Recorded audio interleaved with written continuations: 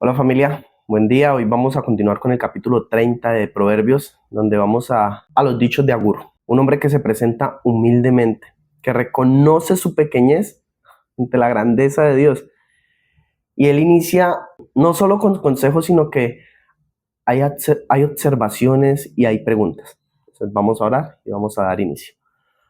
Padre Santo, te queremos agradecer, Señor, por permitirnos estar aquí escuchando de tu palabra, estar aquí aprendiendo un poco más de ti, acercándonos un poco más a ti. Te queremos pedir para que abras nuestro corazón y nuestra mente y podamos guardar toda tu palabra, Señor. Podamos aceptar tu conocimiento. En el nombre de tu Hijo Cristo Jesús oramos. Amén. Proverbios capítulo 30 inicia en el versículo 1 diciendo: palabras de Agur, hijo de Jaque, la profecía que dijo el varón Aitiel y Aucal. Aquí en este primer versículo nos inicia simplemente diciendo que son las palabras de Agur, pero cuando cogemos los significados de estos tres nombres que aparecen acá, podría uno enlazar un mensaje muy bonito, que es: Agur significa el que recoge, Itiel significa Dios está conmigo, Ucal significa capaz o poderoso. Cuando tratamos de formar una oración con estas tres palabras o estos tres significados, se forma esta oración muy bonita.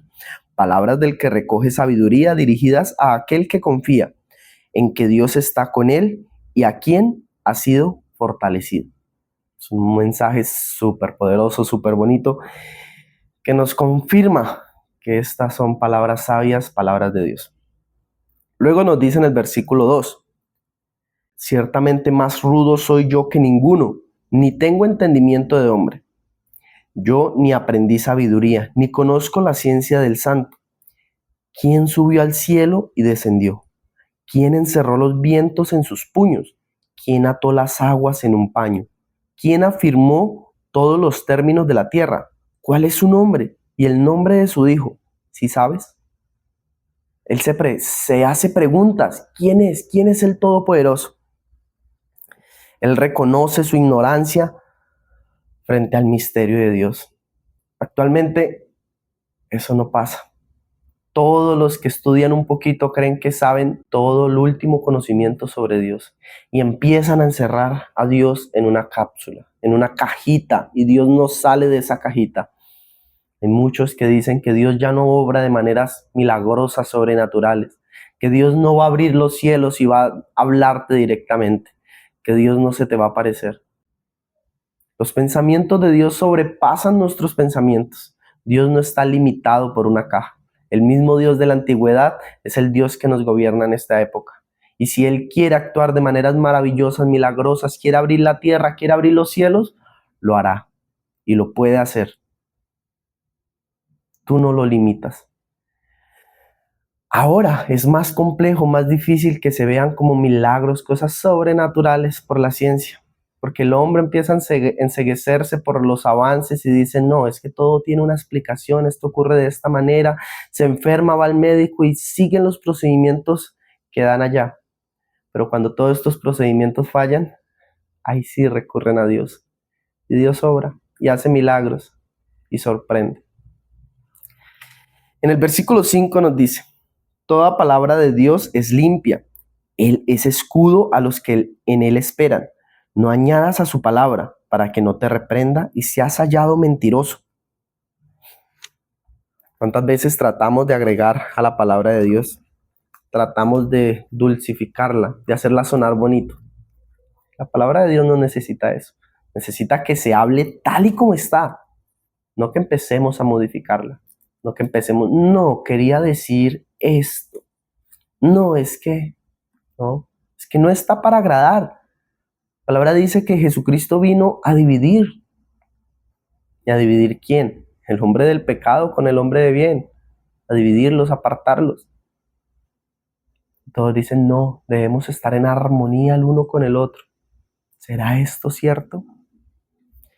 En el versículo 7 nos dice: dos cosas te he demandado, no me las niegues antes que muera. Vanidad y palabra mentirosa aparta de mí. No me des pobreza ni riquezas, manténme del pan necesario, no sea que me sacie y te niegue y diga: ¿quién es Jehová? O que siendo pobre hurte y blasfeme en el nombre de mi Dios.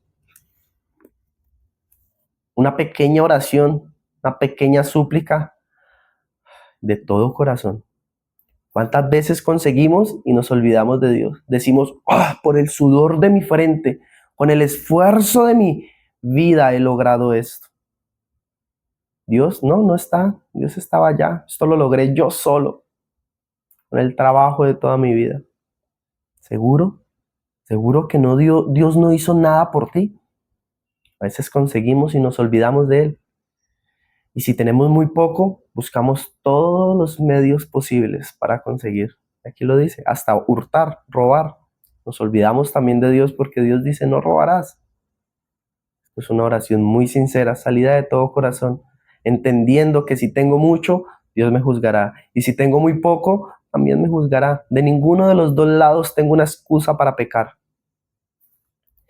En el versículo 10, vamos a leer hasta el 17, nos dice, hay generación que maldice a su padre y a su madre no bendice.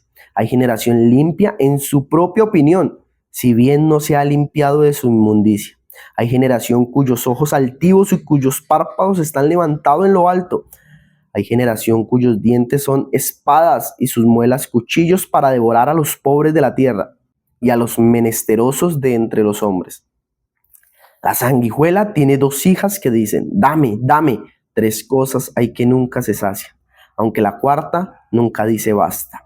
El Seol, la matriz estéril, la tierra que no se sacia de aguas y el fuego que jamás dice basta. El ojo que escarnece a su padre y menosprecia la enseñanza de la madre, los cuervos de la cañada lo saquen y lo devoren los hijos del águila. ¿Será que esta generación es así? ¿Será que esta generación se cree más que los demás? ¿Se cree que lo sabe todo? ¿Que los antiguos, las personas adultas ya no tienen conocimiento? ¿Que están enchapados a la antigua? ¿Que son retrógradas? ¿Será eso cierto? La palabra nos lo está advirtiendo. Siempre va a haber una generación que se crea más que los demás y que empiece a mirar así altivamente a todo el mundo, que se crea la última Coca-Cola del desierto. ¿Va a suceder? ¿Y está sucediendo? Yo creo que sí. Y debemos volver a la base, volver al centro, volver a la palabra de Dios, buscar de Dios que Él puede corregir cualquier error de la sociedad. Y a través de Proverbios lo hemos visto. Una sociedad sin Dios no prospera, está llevada a la destrucción. Mas con Dios de verdad se puede lograr que prospere, que crezca y que alcance un propósito más grande que el solo tener dinero. Versículo 18. Tres cosas me son ocultas, aún tampoco sé la cuarta. El rastro del águila en el aire, el rastro de la culebra sobre la peña, el rastro de la nave en medio del mar y el rastro del hombre en la doncella. Debemos entender que no lo sabemos todo. Volvemos a resaltar esto. No te creas que ya sabes todas las cosas de este mundo.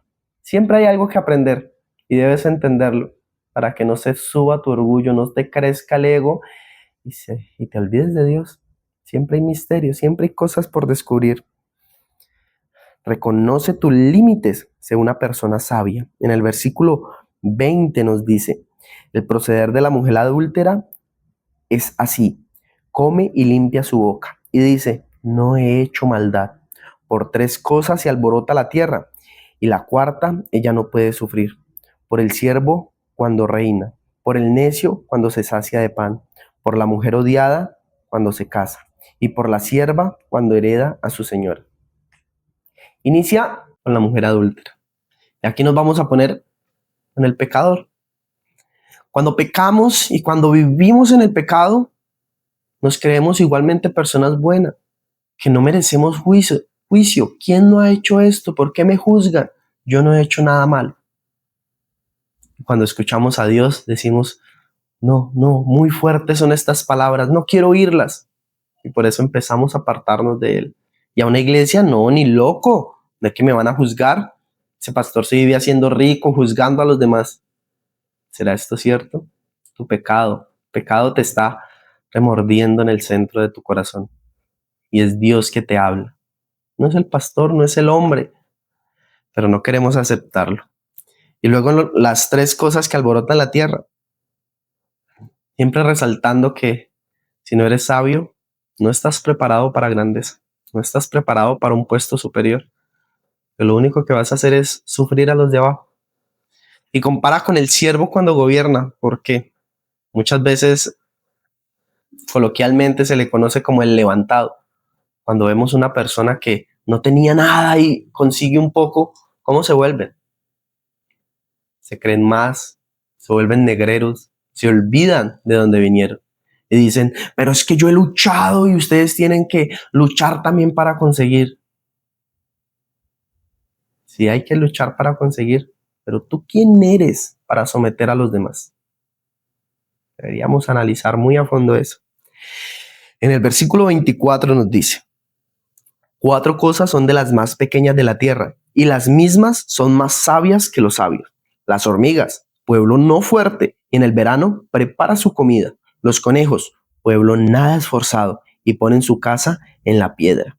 Las langostas, que no tienen rey, y salen todas por cuadrillas. La araña, que atrapas con la mano, y está en palacio de rey.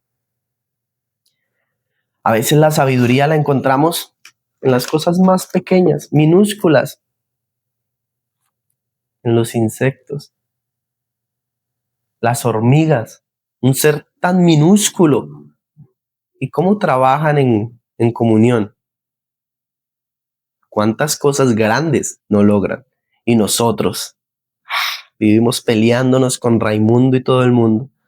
Salimos a marchas y ni siquiera sabemos por qué estamos marchando. Porque nos preguntan, no sabemos nada. Estamos siguiendo a un líder todopoderoso que nunca se equivocó, que nunca se equivoca y que sí está actuando de manera correcta. Y la Biblia nos dice, maldito el hombre que confía en el hombre.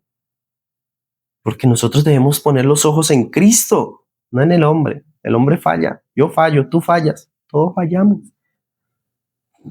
Y ahí estamos, como tontos siguiendo a un líder. En el versículo 29 nos dice, 3 cosas hay de hermoso andar, y la cuarta pasea muy bien. El león, fuerte entre todos los animales, que no vuelve atrás por nada. El ceñido de lomos, asimismo el macho cabrío, y el rey a quien nadie resiste. Si neciamente has procurado enaltecerte, o si has pensado hacer mal, pon el dedo sobre tu boca. Ciertamente el que bate la leche sacará mantequilla, y el que recio se suena las narices sacará sangre, y el que provoca la ira causará contienda. Son palabras muy sabias que a veces pensamos, uy, qué complejo. No te enaltezcas, no busques contienda, no te creas más que los demás. Ahí nos dice porque puedes conseguir castigo, puedes acarrearte un mal para tu vida. Sé humilde, sé paciente, mira a todos como tus iguales, porque eso somos, iguales ante los ojos de Dios.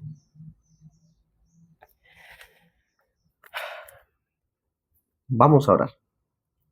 Padre Santo, te queremos agradecer por tu palabra, Señor. Te queremos pedir para que la guardes en nuestro corazón y nos permitas actuar de la manera correcta. Nos permitas ser unos siervos obedientes, Señor. En el nombre de tu Hijo Cristo Jesús oramos. Amén. Este capítulo 30 es, digamos que un poco corto, pero muy sustancioso. Nos está diciendo cómo actuar, cómo vivir, que nos hagamos preguntas, que observemos a nuestro alrededor cómo los insectos a veces son más sabios que nosotros. Como cuando nos creemos más que los demás, podemos conseguir es castigo, ruina, ningún beneficio. Y cómo la sociedad está cada vez más en decadencia, más apartada de Dios.